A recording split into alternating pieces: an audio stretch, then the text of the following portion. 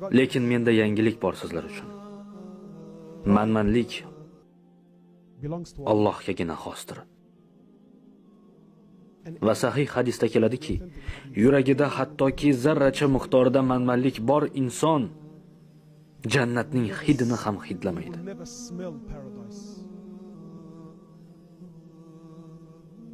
Siz xohlaganingizcha yechim chiqarishingiz mumkin. Abu Zar esa xatosini tan oluvchilardan edi. U nima qildi? U Madina ko'chalarini Bilol hazratlarini izlab yurib borardi.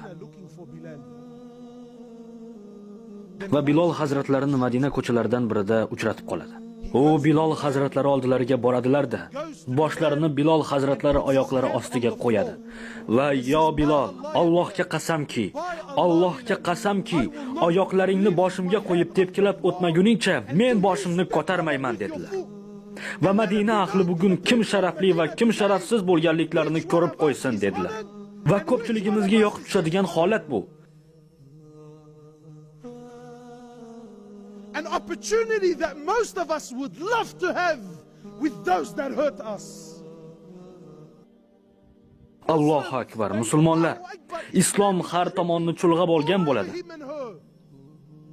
Ammo vallohi ular qalblarida olib yuradigan gina nadomatlar go'yoki quturgan hayvon kabidir.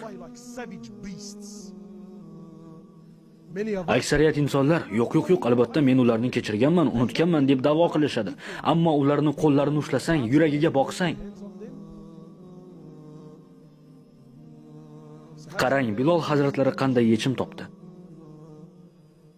Bilolni ranjitdilar. Abu Zar xato qildi va bu Madina ahliga eshitildi. Abu Zar Biloldan uning boshini bosib o'tishligini so'radi hatto. Nima qildi deysiz?